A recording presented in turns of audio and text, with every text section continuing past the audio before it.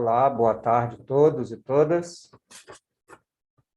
Escutam-me bem?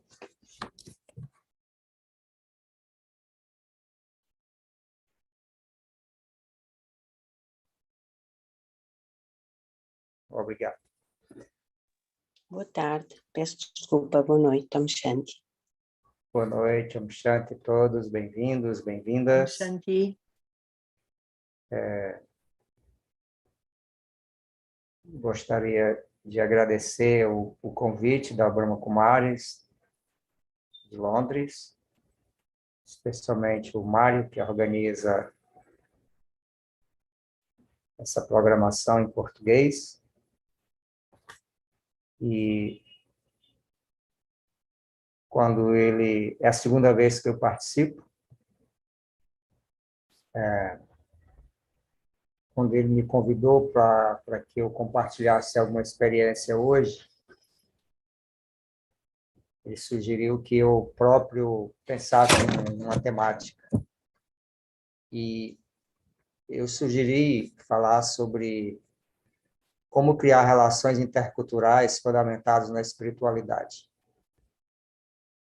Talvez seja uma temática um pouco, né, já me disseram que é um pouco estranha.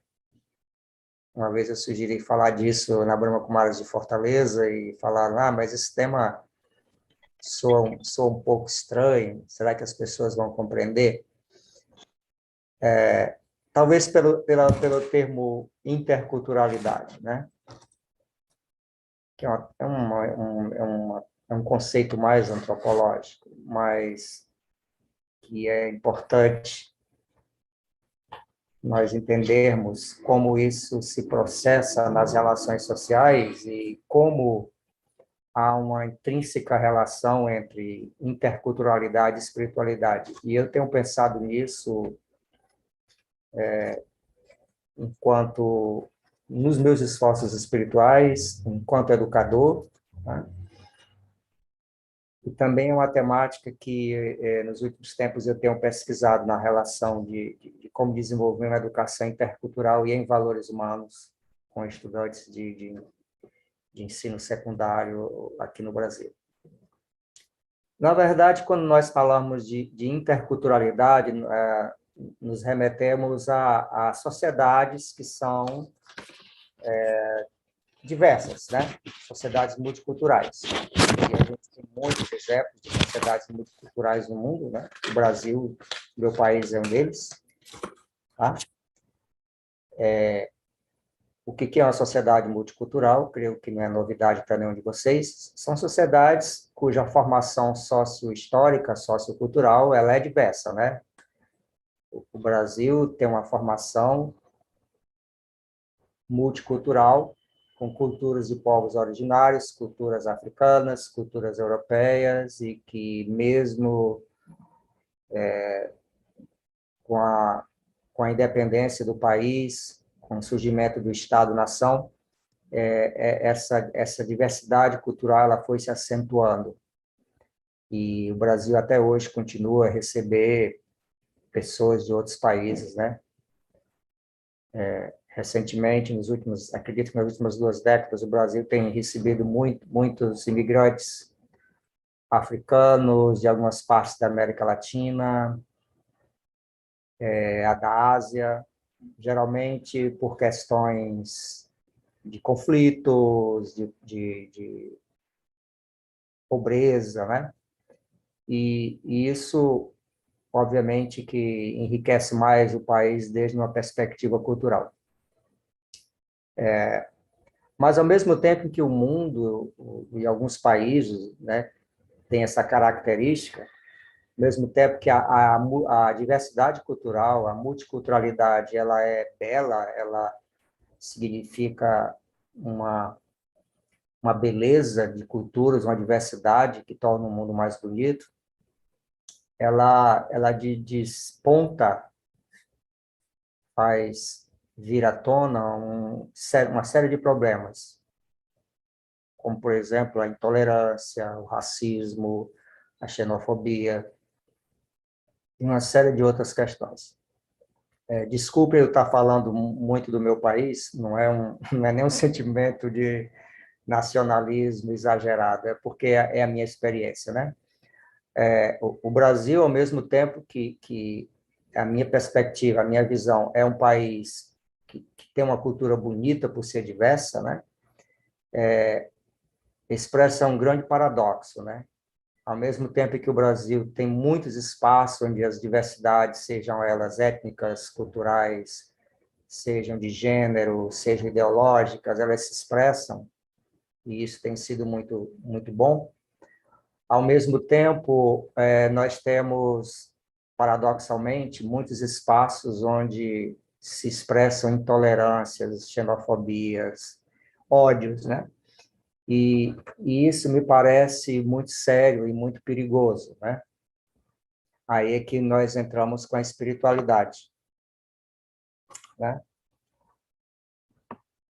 Não, para superarmos tais situações de ódio, de desrespeito, de perseguição, de desrespeito, de incompreensão dentro de sociedades multiculturais, não basta, por exemplo, falar de valores humanos ou ter políticas de inclusão, políticas de direitos humanos, não basta que a educação, ela, em seu currículo, ela contemple temáticas que façam, que eduquem as crianças e os jovens para que eles sejam respeitosos, tolerantes.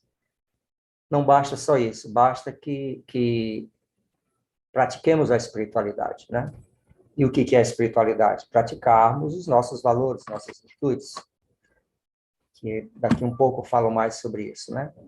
Então, eu falava que esse paradoxo, né, de algumas sociedades, como a do meu país, que, enquanto são diversas e multiculturais, e cada vez mais se abre espaços para essa diversidade, ao mesmo tempo que há expressões de perseguição e desrespeito. E isso eu tenho observado bastante, não só no Brasil, como esse ódio, né? Existe uma expressão em inglês que, pelo menos, é muito usado no linguajar hoje em dia no Brasil, né? Da linguagem das redes sociais, os haters, né? Que são, pelo que eu entendo, são essas pessoas que estão aí para odiar, para perseguir, para desrespeitar e para não aceitar o outro diferente. Então, não basta, repetindo, né, educar para isso, basta que se eduque para não somente reconhecer que existem diferenças, né? Mais do que reconhecer, nós precisamos de entender as diferenças. É fácil reconhecer, por exemplo, que no Brasil há afrodescendentes, há ainda povos, várias comunidades de povos originários, que se fala no Brasil hoje mais de 150 línguas de povos originários, e poucos brasileiros sabem disso, que se fala no Brasil ainda várias, não diria línguas, mas ainda em algumas comunidades de quilombolas, que são descendentes de comunidades de ex-escravos, ainda falam algumas expressões de línguas africanas, e no Brasil há partes em que se fala, comunidades que falam russo, italiano, alemão, devido à migração do século XIX. Então, diante de toda essa riqueza, né, não basta só a gente saber que ela existe, é preciso que nós entendamos que ela está aí para ser compreendida, para ser aceita, e para que nós podemos dialogar com essas diferenças e conviver com elas. E o convívio, né? Quando nós falamos de convívio, nós falamos em aprender, né? Por que é que existe hoje intolerância no mundo, né? E aí eu não sei, eu não tenho nenhuma experiência de como é viver em um país onde não há multiculturalidade, né? Países onde, sei, saberia que talvez os países escandinavos sejam bons exemplos disso, né? A Rússia. né? Mas, assim, em países multiculturais, onde há essa diversidade, e essa diversidade ela é reconhecida, mas ela, em certos casos, ela não é aceita. Eu não estou falando só de cultura, eu também quero falar de questões ideológicas, tá? De étnicas, culturais, políticas. Tudo isso entra na perspectiva da diversidade. Nós também passamos, no meu país, recentemente, aliás, nós estamos em uns 6 anos passando por uma experiência de extrema intolerância e desrespeito do ponto de vista ideológico, né? O Brasil meio que se dividiu politicamente em, em um grupo mais voltado para a extrema-direita e outros grupos mais que defendem mais perspectivas de esquerda. E isso desenvolveu no país uma certa intolerância, um certo desrespeito, um certo discurso de ódio e inclusive de xenofobia entre os próprios brasileiros, né? Que isso deixou muitos de nós preocupados, né? Quem é educador como eu, quem gosta de espiritualidade, ficamos mais atentos a essas questões. E aí, o que fazer perante toda uma situação como essa, né? Que, repito, ela se expressa em diferentes partes do mundo, né? É usar a espiritualidade. É viver de forma intercultural. É conhecer que vivemos num mundo de diversidade, aceitar essa diversidade, conviver, dialogar e desenvolver empatia. Nesse sentido, a gente vê um diálogo muito estreito entre interculturalidade e espiritualidade. O que é interculturalidade? Aprender com o outro diferente. E mesmo em situações de conflitos, onde há convivência, há conflito, portanto, o conflito é inerente à convivência, onde há convivência, há conflito. Mas o conflito ele pode ser visto desde uma perspectiva negativa, ou seja, o conflito é um conflito, ele gera uma energia negativa, portanto, o conflito é negativo. Essa é a perspectiva negativa do conflito. Uma outra perspectiva é o conflito visto sob né, sob um olhar positivo. Como seria? Ninguém quer criar conflito, ninguém gosta de conflito. Mas se o conflito existe, como podemos resolvê-lo? Como podemos aprender com o conflito? Como usar, por exemplo, valores humanos, como usar o diálogo, o respeito, a compreensão para resolvê-lo. Nesse sentido, o conflito, ele também nos ensina. Conflito de ideias, conflito de compreensão de visões de mundo, tá? Por gentileza, fiquem à vontade, se quiserem interagir. Tá? Eu sou um professor de profissão e eu gosto de dar aulas interagindo. Aqui não é bem uma aula, é mais um compartilhar de ideias, mas fiquem à vontade.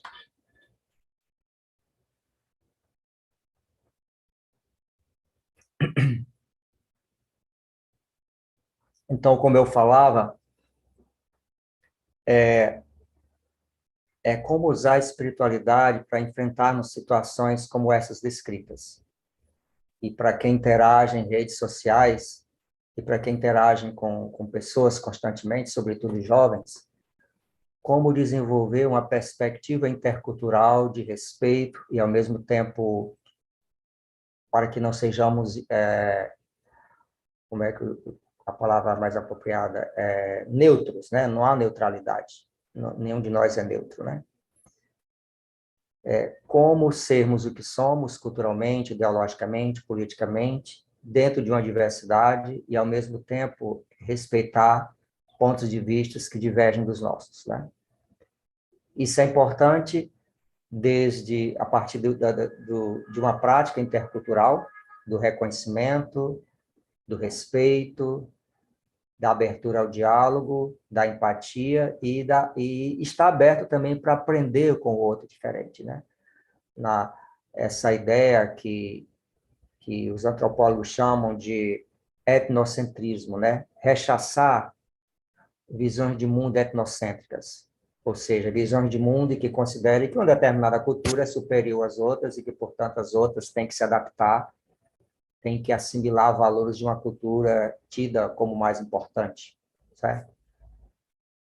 Que não é o caso. Culturas são diferentes, comportamentos são diferentes. Obviamente que nós não vamos defender que um comportamento violento, uma atitude violenta, por ser diferente de uma atitude não violenta, devemos aceitar. Claro que não, né? Claro que não. Há comportamentos que lesam outros devem ser tratados de acordo com cada sociedade, com cada país, deve ser tratado a partir de uma perspectiva da legalidade dessas sociedades, né?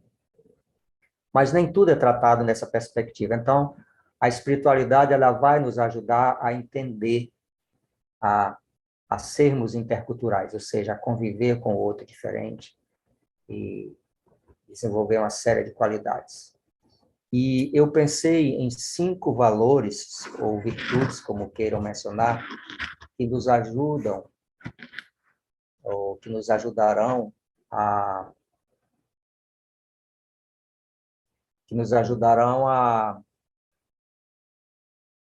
desenvolver essa convivência, né? Tem um pesquisador francês que, nos anos 90, a pedido das Organizações Unidas, das Nações Unidas, desenvolveu um relatório que a tradução brasileira, o título é o seguinte: Educação, um tesouro a descobrir. E é um relatório muito longo, tem vários participantes, vários pesquisadores, e o Jacques Delors, que é o principal deles, ele chegou a uma conclusão, que a educação para o século XXI precisa considerar 4 aspectos: aprender a aprender, aprender a fazer, aprender a conviver e aprender a ser. Talvez, observando a minha realidade, talvez o aprender a aprender e o aprender a fazer esteja mais próximo de uma realidade, né, visível. Mas eu acredito que em todas as culturas, o que devemos ter em consideração, urgente, para que nós possamos conviver com tantas diferenças, é o aprender a ser e o aprender a conviver. Eu acredito que esses dois conhecimentos, esses 2 tipos de aprendizado, eles são essenciais para que nós possamos desenvolver uma cultura de paz no planeta. Eu os vejo como muito espirituais. É claro que essa é a minha interpretação a partir da minha visão espiritual da realidade, mas eu vejo que o aprender a ser passa por nós reconhecermos quem somos. Se nós nos reconhecemos quem somos, nós reconheceremos o outro, aceitaremos o outro. E quando eu falo reconhecermos quem somos, basicamente, nós não somos só cultura.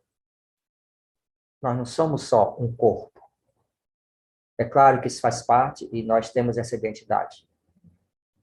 Mas somos, antes de qualquer coisa, seres espirituais, seres que não têm uma identificação física e, embora façamos parte de determinada sociedade, determinadas culturas, comportamentos, nós estamos além disso. Eu diria que isso que nós chamamos de espiritualidade é algo que está acima de qualquer referência cultural, qualquer referência física, histórica, nossa, da humanidade como um todo. Porque quando nós falamos de espiritualidade, nós nos identificamos como um ser espiritual, um ser que, em essência, não é o corpo, é diferente do corpo, e nos identificamos como seres que têm virtudes, que têm qualidades positivas. Por exemplo, todos nós queremos, todos nós almejamos, todos nós somos ávidos para experimentar a paz, o amor, o respeito, a tolerância. Esse é um desejo da humanidade inteira, né? Se formos perguntar o que as pessoas mais querem no mundo hoje, independentemente de classe social, de cultura, elas vão dizer um mundo de paz, né? Um mundo de respeito, um mundo no qual as pessoas se tolerem mais, respeitem uns aos outros, respeitem a natureza. São questões que estão acima de qualquer referência histórica ou referência pessoal, que é o que todos nós queremos.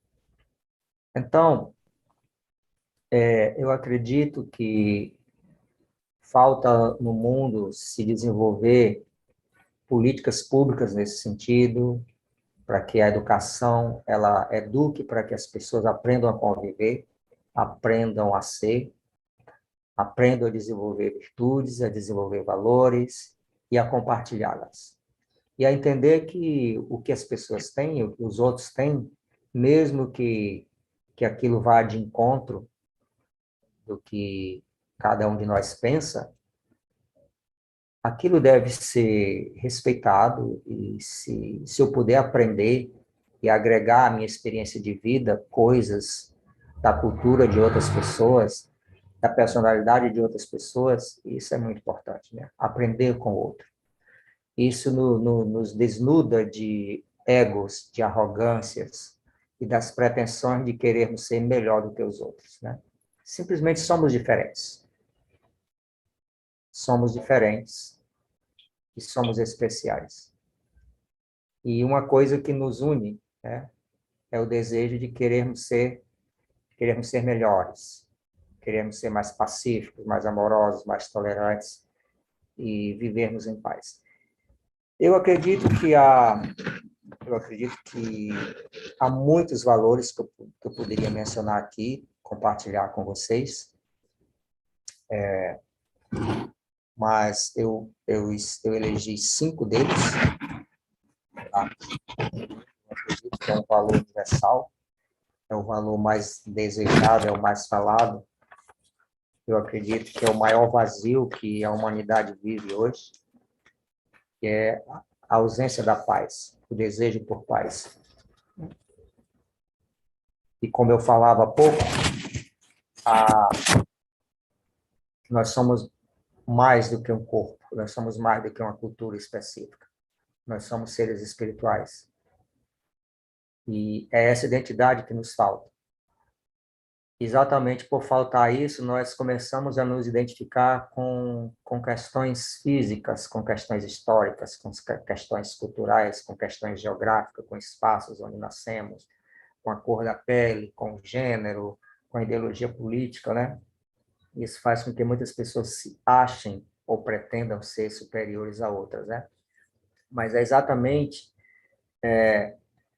o que nos falta é desenvolver experiências espirituais que nós experimentemos um silêncio mental, um silêncio espiritual, que nós possamos nos entendermos como pessoas que estão no mundo para contribuir para que esse mundo ele seja um mundo de melhores relacionamentos, né? Não criar conflitos, mas resolvê-los, tá? Eu sempre me pergunto, o meu papel profissional como educador é, por excelência, um papel de conflitos, né? Eu trabalho com jovens e imaginem que não tem como fugir de conflitos, né? Assim como não tem de fugir de conflitos num ambiente escolar, onde há tantos profissionais que pensam diferente, há conflitos Uns conflitos são mais tensos, mais densos, outros são saudáveis, porque é no conflito que se aprende, é no conflito que se tolera, que se molda, que se desenvolve empatia, né? Mas alguns conflitos são importantes porque, se nós temos humildade, o conflito ele nos abre perspectiva para que possamos mudar, desenvolver um olhar mais apreciativo sobre determinadas situações. Tá? Mas se o conflito ele é visto como um problema, né, nós não vamos ter essa abertura. Então, eu coloco sempre em mente que eu preciso evitar criar conflitos. Mas se eu, por acaso, os criar, é minha responsabilidade resolvê-los. Se, porventura, eu me vejo no meio de um conflito que eu não criei, é minha responsabilidade, repito, contribuir para que aquele conflito seja resolvido. Então, como podemos fazer isso? Desenvolver uma personalidade, desenvolver uma mentalidade, criar espaços mentais, ou seja, pensamentos, sentimentos, fundamentados na paz, no respeito, na cooperação, para que se crie uma atmosfera fundamentada nessas virtudes, né? Ambientes tensos, ambientes de conflitos, se povoado por mentes conflitivas, se entra mais uma mente raivosa, uma mente intolerante, uma mente plena de incompreensão, o conflito aumenta, né? É como se diz aqui no Brasil, jogar gasolina no fogo, né? Combustão para que a raiva aumente. Então, eu acredito que para nós vivermos em mundos culturalmente diversos, ideologicamente complexos, socialmente conflitantes, nós precisamos desenvolver mentes pacíficas. E uma mente pacífica, o que é? É uma mente que não necessariamente ela está em estado angélico, em estado de pureza, de completa, em estado de total harmonia e equilíbrio, né? Uma mente pacífica é uma mente conectada em criar bons pensamentos, em promover uma comunicação positiva,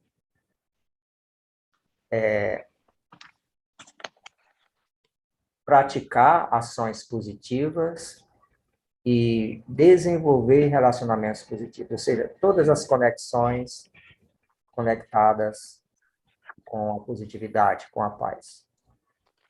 Então, o interesse, a intenção sempre colabora para que as coisas deem certo para mentes pacíficas, né?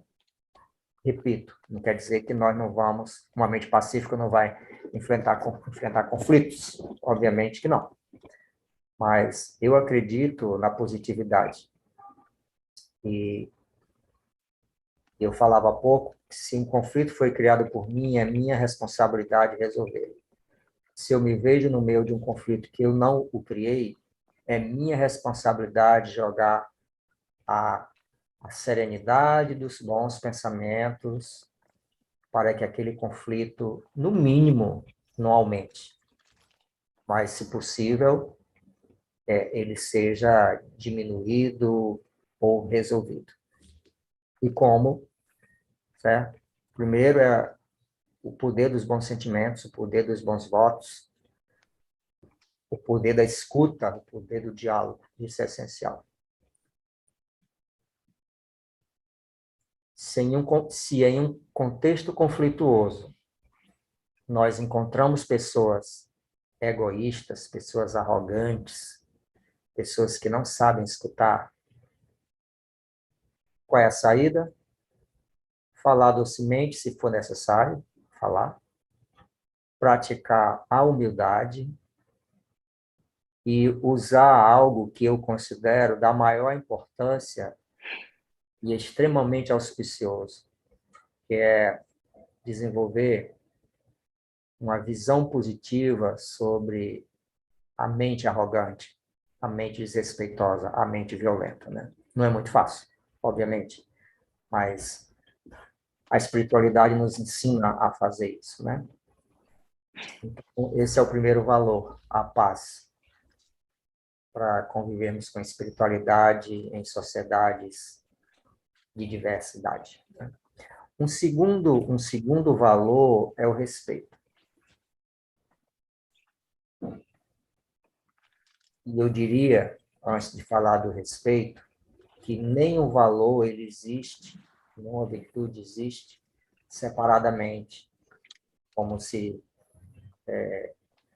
até aqui é a paz e aqui acaba a paz, o respeito começa ali e no outro espaço começa a tolerância. Não, eu vejo as virtudes como uma flor de muitas pétalas.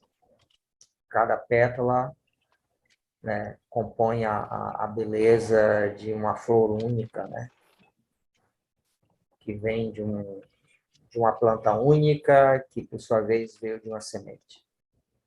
Então, ao praticarmos a paz, estamos praticando o respeito, a tolerância, a compreensão, a gentileza e tantas outras virtudes. Mas o que seria o respeito? Né? Apreciar as diferenças. Isso é respeito. Apreciar diferenças de ideias, de culturas, pontos de vista. Apreciar, que eu digo, não é necessariamente achar algum valor naquilo. Apreciar é mais do que isso. Apreciar é compreender, entender por que as pessoas comportam-se, ou dizem, ou defendem tais ideias, né? Ontem eu estava em um debate com uma sala de aula com jovens e eles estavam fazendo um apreço, uma avaliação das temáticas estudadas durante o ano, e um deles falou que nas aulas de História e Sociologia, que são as temáticas que eu ministro aulas, eles tinham aprendido, né, um garoto, né, um rapazinho, ele falou que havia aprendido muito a respeitar, a tolerar as diferenças, sobretudo as religiosas, né? E eu fiquei em silêncio a pensar que esse é um dos objetivos essenciais da educação formal. A educação ela não deve ser só uma relação de ensino-aprendizagem, de conteúdos escolares, conteúdos conceituais de algumas disciplinas, mas que a educação ela deve, e aí retomando os dois tipos de aprendizagem que eu ressaltei do relatório do Jacques Delors, aprender a ser e aprender a conviver. Né? Se a escola ela está servindo para que o estudante aprenda a conviver, aprenda a respeitar, essa educação ela é pertinente, ela é relevante. Da mesma forma, se em anos de meditação ou meses de meditação, seja lá qual tempo for, eu estou aprendendo a tolerar, a respeitar, a conviver, a apreciar, então estarei dando uma grande contribuição para o mundo melhor. Mas se a minha espiritualidade ela não tem contribuído em nada ou muito pouco para que eu desenvolva relações pacíficas e respeitosas, precisamos rever, né? Precisamos rever. E é o que se observa, né? Eu vejo, né, eu tenho observado muitas pessoas, líderes religiosos, né? Inclusive pessoas que meditam, defendendo pontos de vista intolerantes contra diferentes, contra minorias, né? Isso não é espiritualidade, tá? Eu tenho aprendido com os Brahma Kumaris que espiritualidade é entender o outro como igual. Obviamente não somos iguais, mas eu me refiro assim que espiritualmente estamos seguindo um mesmo caminho de procura, de sermos melhores, de experimentarmos mais a nossa paz, o nosso auto-amor, o nosso auto-respeito, de ter uma conexão com a divindade suprema da forma como a entendemos, certo? Essa eu vejo como uma unidade. Ao mesmo tempo, dentro dessa unidade de procura dos seres humanos, há uma diversidade de perspectivas, né? Em que cada um é diferente. E outra coisa que eu gosto muito, né, que eu tenho aprendido na Brahma Kumaris, é que quando nós mudamos, o mundo muda. Esse é um lema fantástico, maravilhoso. Quando nós mudamos, o mundo muda. O que quer dizer isso? As mudanças não estão nos outros, necessariamente. As mudanças não estão necessariamente nas políticas oficiais educacionais, né? As mudanças na nossa vida estão na forma como eu lido com ela. Então, eu não posso cobrar, eu não posso querer que a minha vida mude cobrando que o meu vizinho, o meu irmão, o meu amigo, o meu companheiro de trabalho ou o governante do meu país mudem, né? Eu tenho que começar a mudar. E como estamos falando de espiritualidade, a mudança, eu tenho experimentado isso nos últimos, né, nessas últimas décadas da minha vida, né? Eu já sou um senhor, tá? Eu comecei a meditar com 28 anos, já passo da metade da minha vida, então a espiritualidade, eu não quero ter a pretensão de dizer para vocês que eu sou uma pessoa 100% espiritualizada, né? Não, não sou, né? Eu sou um feitor de esforços, eu sou um estudante, e mas eu sou uma pessoa muito atenta e muito observadora de tudo e de mim mesmo, e tenho observado que eu tenho mudado bastante, né, nesses 3 décadas, né, de esforços espirituais. Isso tem me feito muito bem, isso tem me feito uma pessoa que gosta mais de mim, consequentemente gosta mais dos outros, e passou a ter um apreço especial pela diversidade do mundo. Esse é um comprometimento que a espiritualidade nos dá. Um comprometimento de doação, de respeito. A espiritualidade, ela não nos ensina a tomar, mas doar. Tá? O que é tomar? Me dê respeito, então eu lhe respeito. Tá? Fale dessa forma comigo para que eu possa falar com você também de uma forma apreciável, né? Isso é barganha, isso é troca, isso é tomar. Tá? Eu tenho dado tanto para essas pessoas ou para esta pessoa específica e não recebo nada em troca. Então, o que a espiritualidade nos ensina é que tudo que recebemos é um retorno daquilo que fazemos, daquilo que construímos. E se a nossa perspectiva é de doação, doar bons pensamentos, boa comunicação, boas relações, boas conexões, isso vem para nós em forma de uma boa vida, de bons resultados, inclusive na perspectiva material, né? Por exemplo, eu não entendo que uma pessoa esteja muito bem espiritualmente, faça bons esforços espirituais ela, e ela seja desempregada ou tenha dificuldade de alimentação, né? Porque eu acredito que é um retorno, né, daquilo que fazemos. Se nós estamos conectados em doarmos bons pensamentos, bons sentimentos, boas palavras, naturalmente as pessoas elas vão vir a nós com esse sentimento de apreço, de respeito, com uma boa comunicação. Isso é uma experiência que particularmente eu tenho, né? O terceiro valor O terceiro valor é a tolerância. Grosso modo, a tolerância é adaptar-se às diferenças. Tolerar não é suportar, né? Ah, eu tolero tanto esse calor, eu tolero tanto essa pessoa. Não. Essa é uma ideia pesada de tolerância. É uma ideia de tolerância enquanto sofrimento. Mas a palavra, a verdade, a experiência espiritual de tolerar é adaptar-se, é dialogar, é moldar-se às situações. Ok, tolerar, adaptar-se, moldar-se, adaptar-se, não é aceitar, tá? Não é tornar-se igual aos outros. Eu não preciso, né?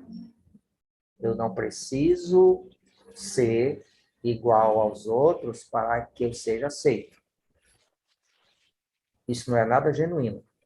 Nós temos que ser aquilo que somos. Sim, se na nossa personalidade há algo que não nos agrada, há algo que não agrada às pessoas, que nós recebemos críticas por tais comportamentos, então, que sejamos um pouco humildes, paremos e façamos uma reflexão. Acontecer na minha vida que as pessoas não estão felizes comigo, né? Tá? Isso é espiritualidade, isso é humildade. Tá? Há 2 dias, um amigo me telefonou para reclamar. Eu confesso que as reclamações dele não eram pertinentes, mas eu ouvi, que é um amigo de vários anos, e ele dizia que ele não vinha me visitar com frequência e ficar 3 horas comigo conversando, porque eu tinha o meu estilo de vida, que se ele pudesse trazer na minha casa, por exemplo, cervejas para beber enquanto conversasse comigo, ele ficaria mais tempo. Se eu tivesse abertura para ir com ele a um bar, ouvir música à noite, nós poderíamos conversar mais. E eu falei para ele assim, olha, eu não tenho interesse de beber cerveja, né? Nem tenho interesse de sair à noite ir a um bar para ouvir música alta, né? Já passei dessa fase, né? Não quero mais. A minha casa está aberta para quando quiser vir, né? Eu não vou lhe cobrar que comporte-se igual a mim, e eu espero que você não cobre de mim que venha na minha casa trazendo cervejas, por exemplo, porque é algo que eu não compro para minha casa, que, portanto, não é necessário trazer, né? Quando meus amigos vêm à minha casa, eu costumo fazer pão, chá, café, ou qualquer outra coisa que eu possa oferecer-lhes, né? Algo vegetariano, vegano, para que eles vejam que, por exemplo, que pode-se comer coisas boas e saudáveis, né? Para que eles quebrem os preconceitos com o veganismo e o vegetarianismo, né? Mas, ao mesmo tempo, eu me adaptei, eu aceitei a conversa e deixei que ele falasse, né? Porque estava em campo, né? Uma conversa de amigos, né? Tá? Que ele se sentisse à vontade, que ele abrisse seu coração. Esse é um exemplo de adaptar-se, né? Em outros momentos, talvez eu fosse intolerante, respondesse, né? Então, a tolerância, repito, né? Desenvolve esse sentimento de moldar-se, né? De ouvir, de fazer com que o outro se sinta bem, sem abrirmos mão do que somos, sem deixarmos de ser, né? O que queremos ser, né? Tá? E, obviamente, como eu disse antes, a tolerância não é carregar um fardo, um grande peso sobre os ombros, né? O sentimento de tolerar, ele deve ser suave, deve ser tranquilo, deve ser com entendimento, né? Uma vez eu ouvi uma yogini indiana dizer, em uma aula, que a verdadeira tolerância é quando não há sequer o sentimento de sermos tolerantes, né? Algum de vocês chegou a esse estágio? Eu ainda não. Muito bem. O quarto, temos mais dois valores que eu gostaria de compartilhar com vocês. O quarto é o valor amor. Eu acredito, não sei nos países de vocês, né? Nós temos aí, nós temos 3 pessoas pelo meu controle aqui, né?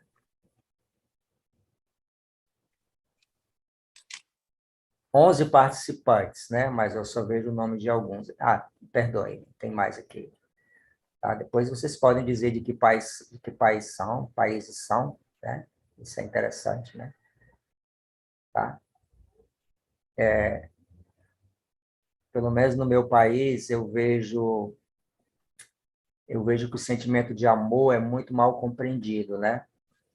As pessoas gostam muito de ser amadas, mas ficam naquele sentimento de pedir amor, mendigar pelo amor.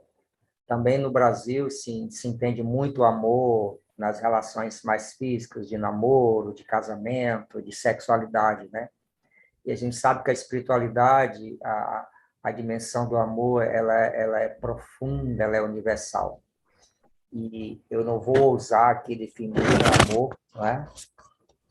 Porque cada um de nós tem a nossa própria definição, mas, em poucas palavras, eu diria que amor é empatia, é compreensão e é doação. É perdão, é dialogar. Amor é escuta. Amor é entender o outro, mesmo que o outro esteja errado.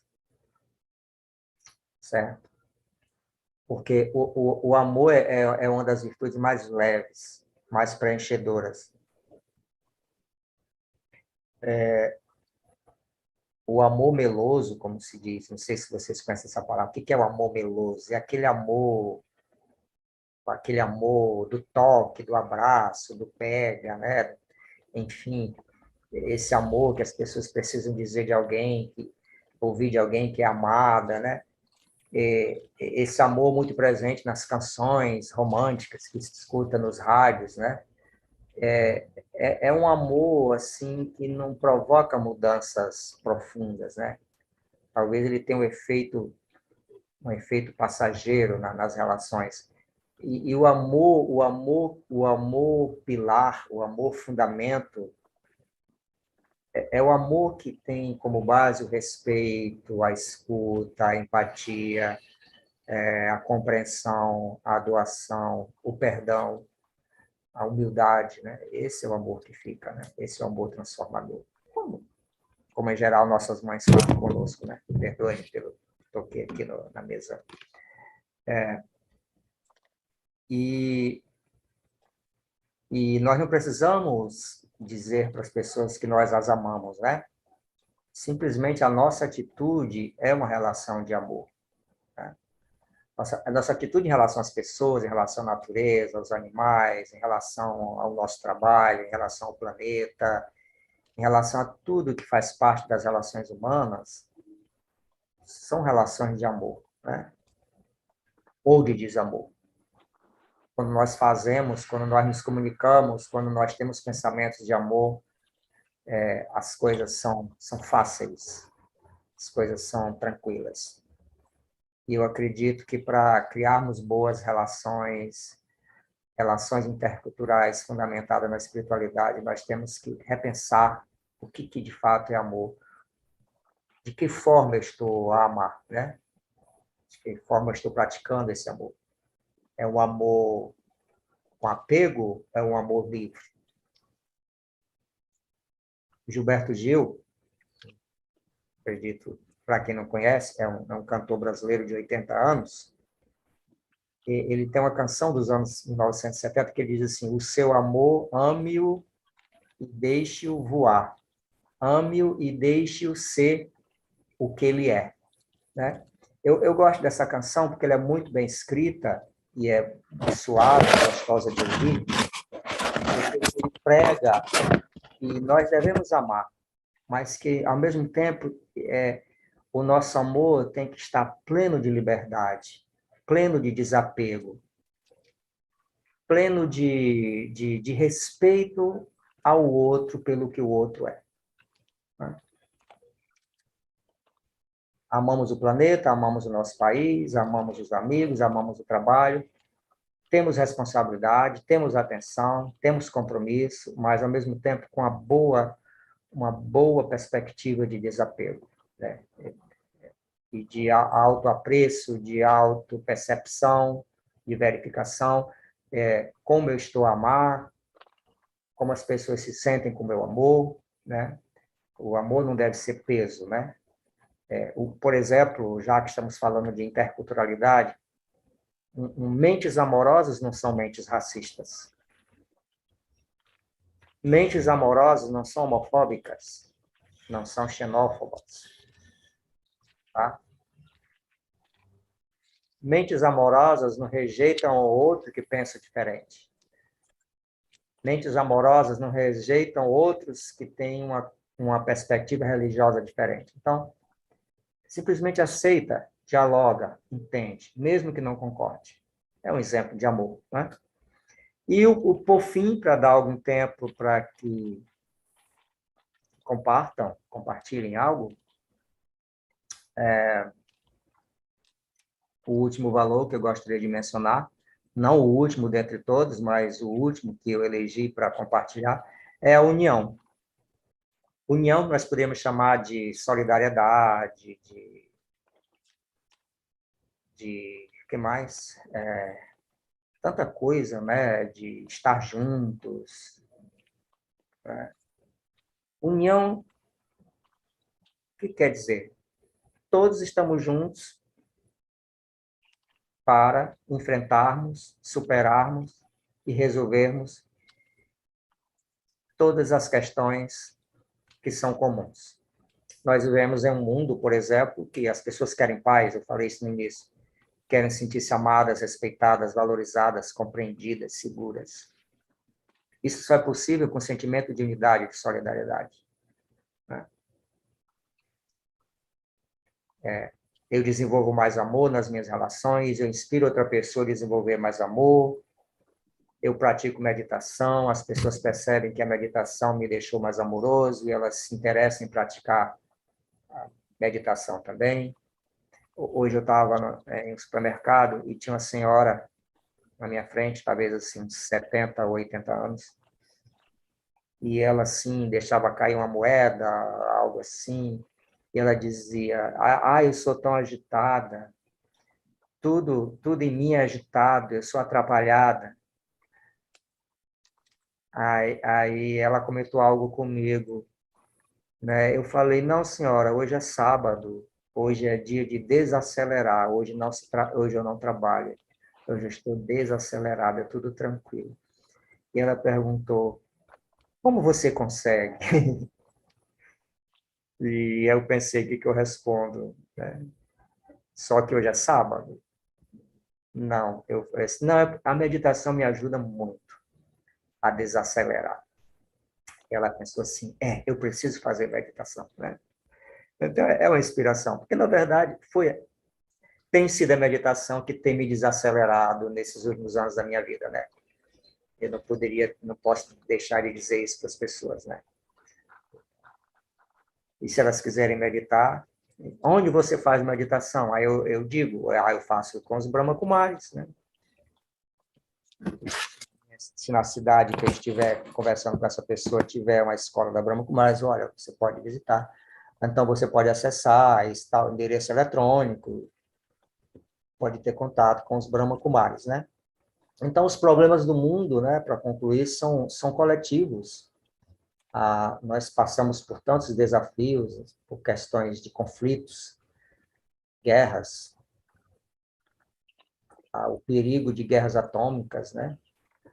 O perigo de catástrofes naturais, tantas. Isso, quando acontece, não poupa ninguém, né? Não escolhe classe social, não escolhe cultura, raça, etnia, né? Vem para todos. Então, há essa perspectiva, né, de sermos unidos, né? sermos unidos para um mundo melhor, um mundo com menos injustiça, um mundo com menos, né? Ou poderíamos dizer sem, né? Injustiça social, racismo, todos os outros tipos de preconceito, né? Possamos praticar mais paz, mais amor nas relações, inclusive nas relações virtuais, na internet, né? Para que de fato possamos mudar, transformar, não contribuir para o ódio, né? Então eu paro por aqui, temos ainda, eu gostaria de ouvir alguns de vocês, tá? Digam pelo menos de que país são, ou falem algo, compartilhem alguma experiência. E obrigado por ouvir.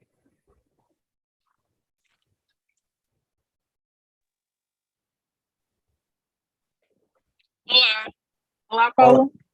Oi? É a Morena Boas, tudo bom? Quem fala? Morena Boas? Ah, Morena. É, sou de Fortaleza também, mas eu estou falando de Londres. Você estava na primeira palestra. Estava assim, é a que mais fala. Não, mas aqui, eu estou só querendo Brasileiro complementar gosta de aí. falar bastante, né? E aí você falou desse amor que é um amor mais afetivo do que um amor prático, né? O brasileiro, ele é muito isso de toque, de emoções, se ele não estiver sentindo é porque não é de verdade, e a gente acaba não compreendendo que nem todo mundo reage da mesma maneira. Por exemplo, o amor de toque para uns não vai ser o amor para outros, então a confusão começa bem por aí, porque o brasileiro já é mais emocionado, com certeza. Aqui pelo menos na Europa, que eu tenho observado é que eles são mais distantes, né? Eles se conseguem se sentir amados mesmo na sua individualidade, o que é muito difícil para o brasileiro. Esse negócio de respeitar a individualidade do outro chega a ser até meio que uma agressão ao brasileiro pela falta, né, que faz essa questão.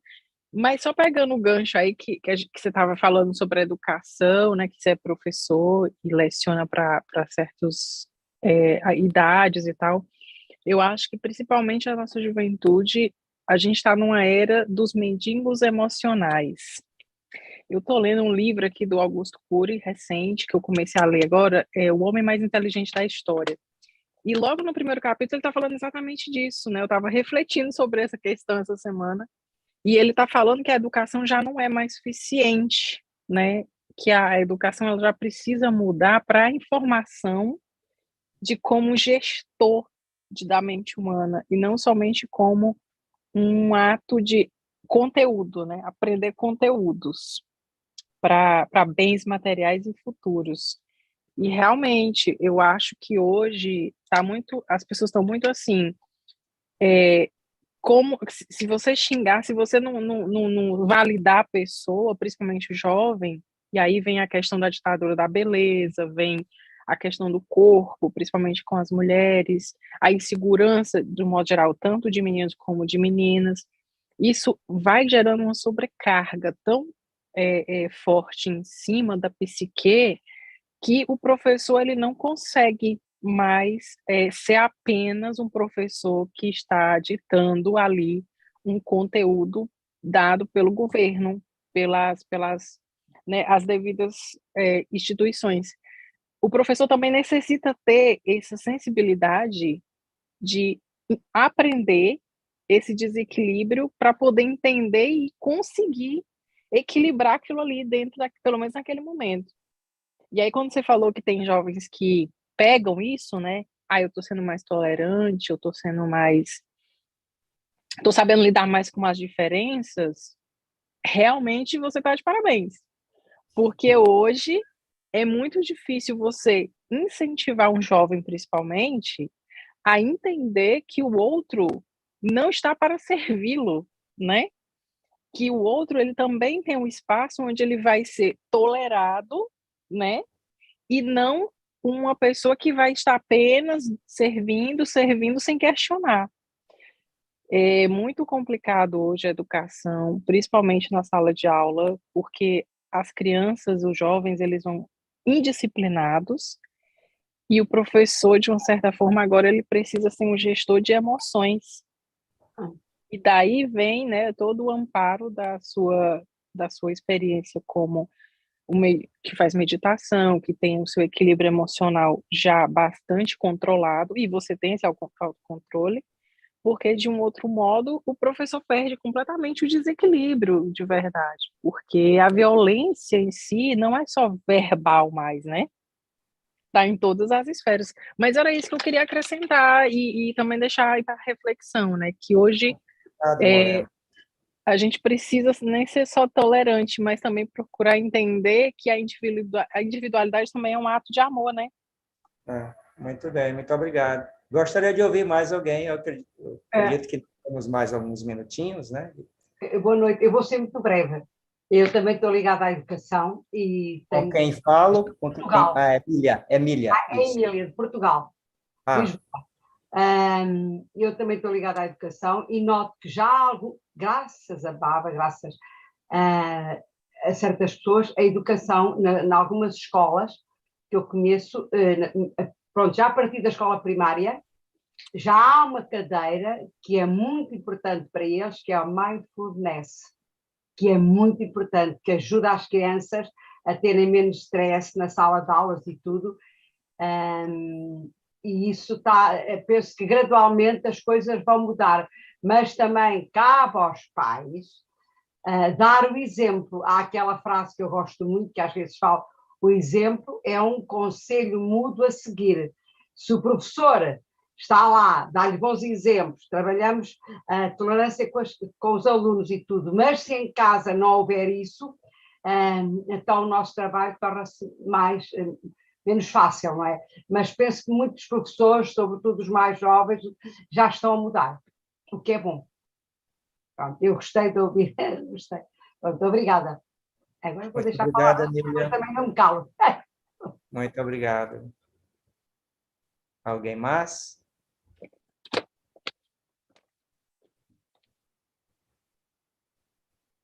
Gil, escuta? Sim, foi muito bom, muito obrigado. Pronto, eu não sei se o Paulo quer comentar assim acerca do que foi dito aqui. Tem assim algum comentário? Não há assim um limite de tempo, como é que é, super ajustado, não é? Mas se o Paulo quiser dizer mais qualquer coisa, está tudo bem. Tá, eu gostaria de ouvir mais, né? Eu gosto de compartilhar, isso é um hábito de professor, de ouvir outras ideias, né? De outras pessoas, de outras sociedades, né? Fiquem à vontade. Aqui...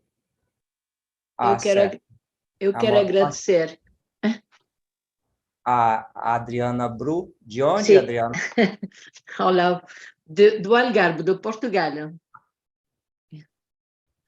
Olha, eu quero agradecer. Eu gostei muito da maneira que formulou o amor,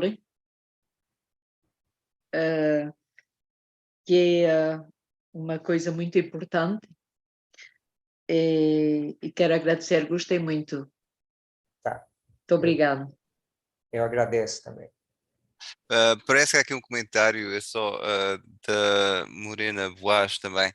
Peço desculpa pelo microfone ligado. O nome do livro é O Homem Mais Inteligente da História, do Augusto Curie. Eu não sei se ela referiu isso.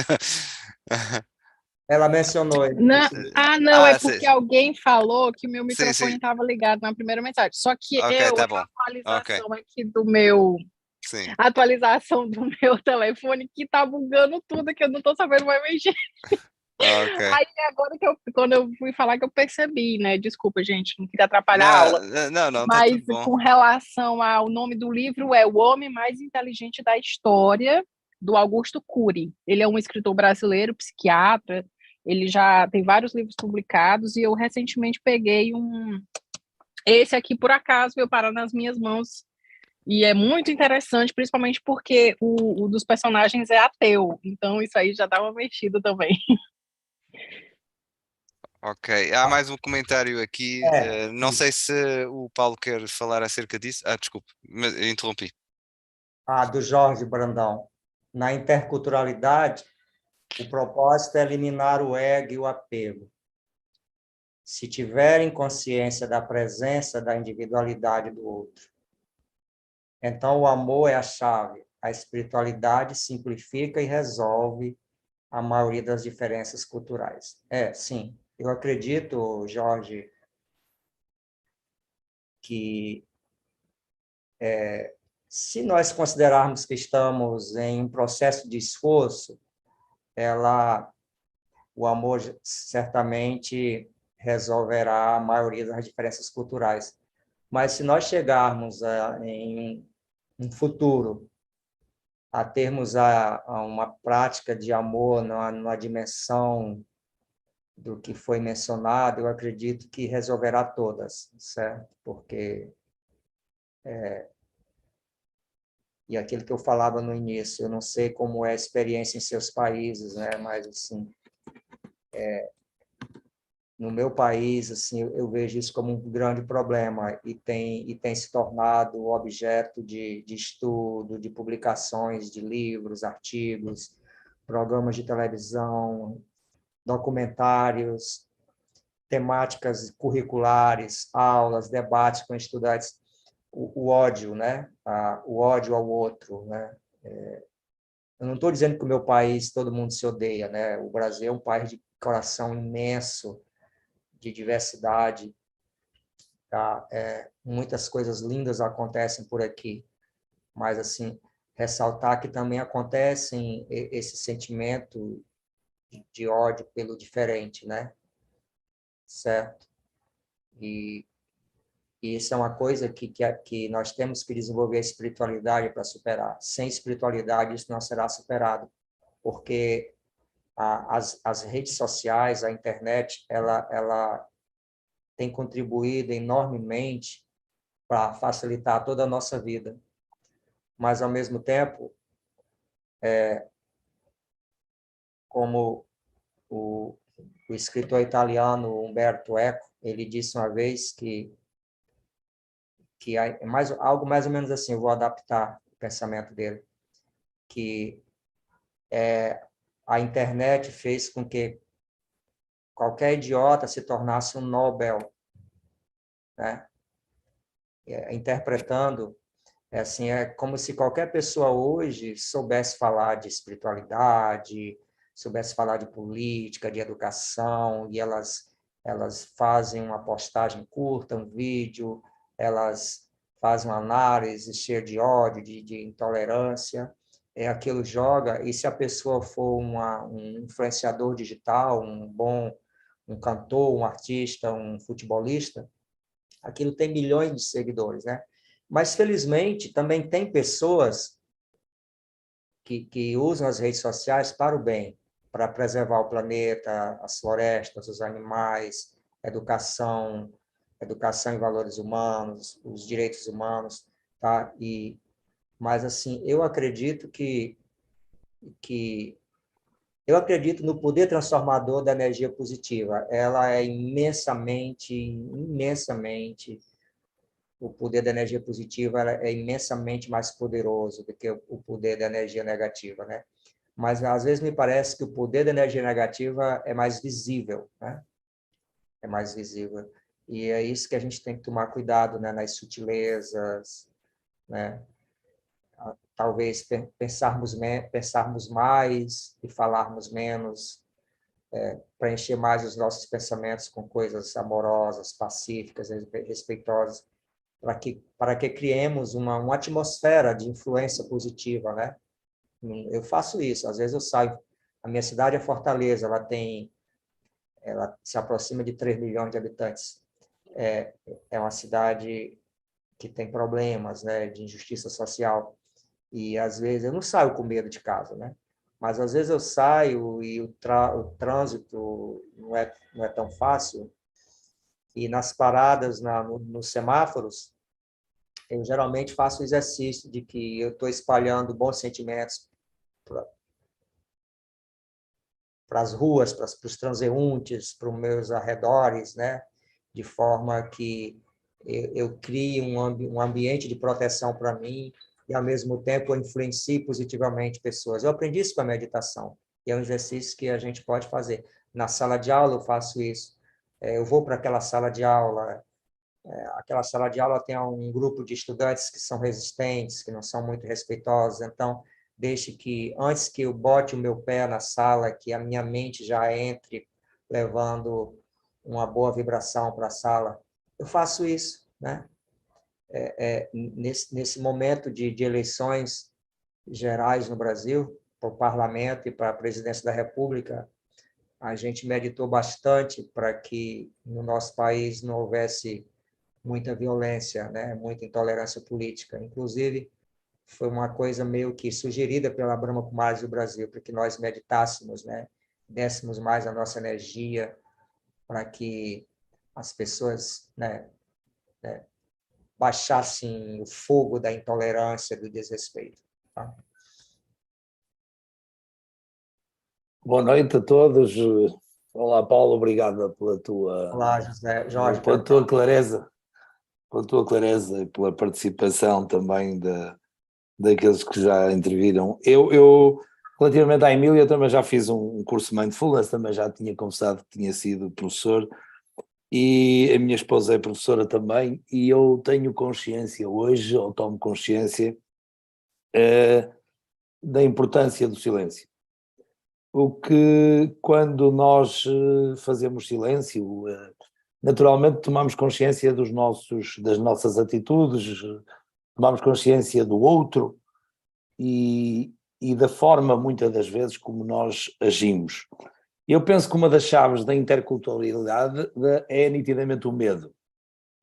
A ansiedade e a angústia que todos nós humanos, e não tem a ver com a nacionalidade de cada um de nós, tal como os animais, os cães ladram por medo.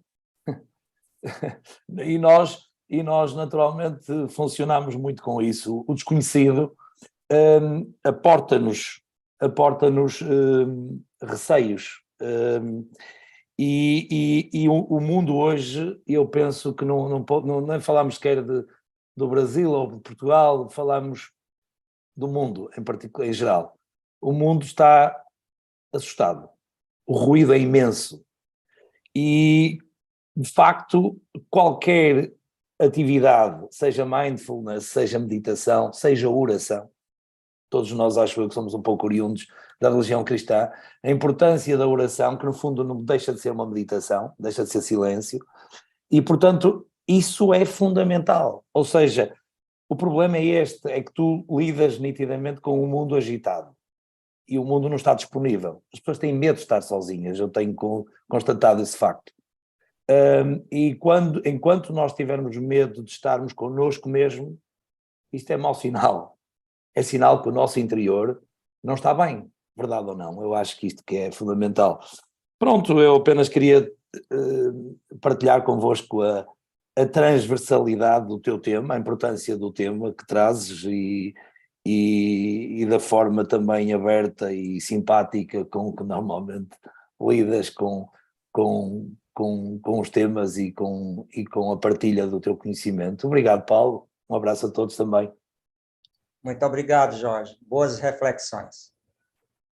Fique à vontade, Gil, se quiser encerrar. Não. Parece que a Isabel Simões tem a mão levantada, portanto, é só talvez ouvi-la um pouco. Boa noite, eu vou ser muito rápida, também sou professora e estou ainda no ativo e agradeço-lhe muito o que transmitiu, a flor que constituiu com os valores que referiu. E de facto não é pacífico nós estarmos no ensino tal como está o mundo hoje.